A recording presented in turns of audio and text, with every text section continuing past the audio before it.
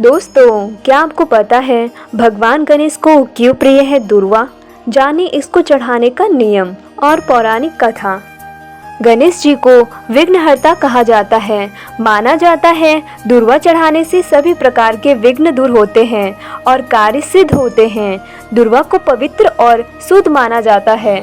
दुर्वा चढ़ाने के पीछे यह मान्यता है कि पूजा का कार्य पवित्रता के साथ किया जा रहा है। साथ ही गणेश जी को दुर्वा चढ़ाने से घर में सुख समृद्धि और खुशहाली का आगमन होता है। यह माना जाता है कि दुर्वा भगवान गणेश को खुश करने और उनकी कृपा प्राप्त करने का आसान उपाय है। दुर्वा भगवान गणेश के प्रति सम्मान और प्रेम का प्रतीक है। यह अर्पण भगवान गणेश के प्रति श्रद्धा और भक्ति को दर्शाता है। इसलिए गणपति की पूजा में दुर्वा को जरूर अर्पित किया जाता है। दुर्वा को पवित्र और शुद्ध माना जाता है। दुर्वा चढ़ाने से पूजा का काम पवित्रता के साथ होता है। दुर्वा चढ़ाने से घर में सुख समृद्धि और खुशहाली आती है। बुधवार के दिन गणेश जी को दुर्वा चढ़ाना बहुत शुभ माना जाता है। दुर्वा चढ़ाने से धन धान्य में वृद्धि होती है और बाकी परेशानियां भी हल होती है। पूजा में भगवान गणेश जी को 21 दुर्वा की गांठें चढ़ाई जाती है। दुर्वा चढ़ाते समय श्री गणेशाय नमः दुर्वाकुरन समर्पयामि मंत्र का जाप करना चाहिए। तो आइए अब जानते हैं दुर्वा कब नहीं तोड़ना चाहिए। शास्त्रों के अनुसार माना जाता है कि जिस तरह रविवार के दिन तुलसी तोड़ने की मनाही होती है, उसी तरह रविवार के दिन दुर्वा बिल्कुल नहीं तोड़नी चाहिए। तो अब जानते हैं पूजा में दुर्वा का उपयोग। मान्यता के अनुसार गणेश जी को दुर्वा चढ़ाने से संकट दूर होते हैं और सब कार्य सिद्ध होते हैं। साथ ही किसी भी शुभ कार्य करने से पहले दुर्वा को घर के मुख्य द्वार पर लगाने से सकारात्मक ऊर्जा का संचार होता है। माना जाता है कि दुर्वा को घर के चारों ओर घुमाने से नकारात्मक ऊर्जा भी दूर होती है। आइए अब जानते हैं गणेश जी की दुर्वा से जुड़ी पौराणिक कथा। एक पौराणिक कथा के अनुसार प्राचीन काल में अन्नासुर नाम का एक दैत्य हुआ करता था। इसके आतंक और अत्याचार से मुनि ऋषियों और देवताओं से लेकर मनुष्य तक सभी परेशान थे। यह सभी को जिंदा निगल जाता था। इससे हर तरफ हाहाकार मचा हुआ था। ऐसे में सभी देवगण भगवान शिव के पास पहुँचे और उन्हें दैत्य के अत्याचार के बारे में बताया।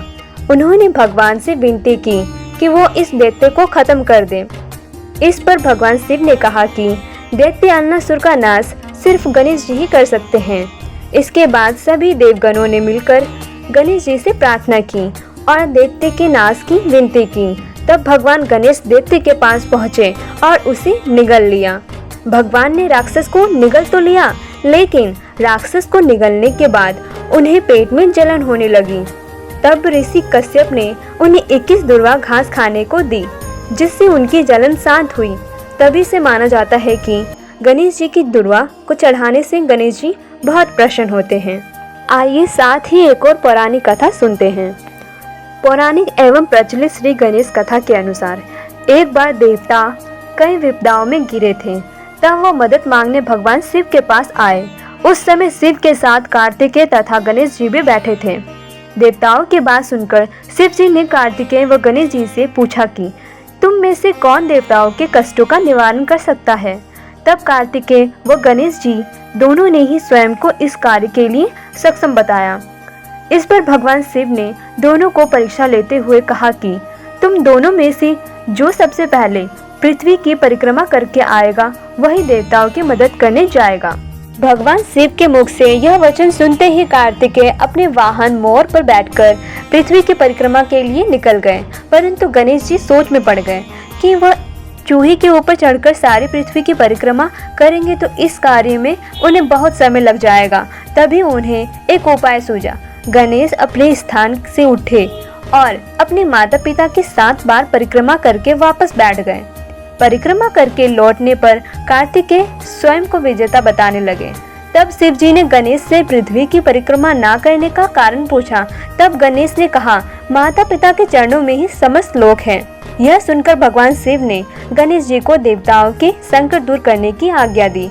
इस प्रकार भगवान शिव ने गणेश जी को आशीर्वाद दिया कि चतुर्थी के दिन जो तुम्हारा पूजन करेगा और रात्रि में चंद्रमा को अर्घ देगा, उनके तीनों ताप यानी दैहिक ताप, दैविक ताप तथा भौतिक ताप दूर होंगे। इस व्रत को करने से व्रताधारी के सभी तरह के दुख दूर होंगे और उसे जीवन के भौतिक सुखों की प्राप्ति होगी। चारों तरफ से मनुष्य की सुख समृद्धि बढ़ेगी, पुत्र पौत्रादि धन ऐश्वर्य की कमी नहीं रहेगी। और दोस्तों, वीडियो पसंद आया हो तो लाइक कीजिएगा और मेरे वीडियो को देखने के लिए आप सभी का धन्यवाद। और ऐसे ही वीडियो देखने के लिए मेरे चैनल को सब्सक्राइब कर लीजिएगा।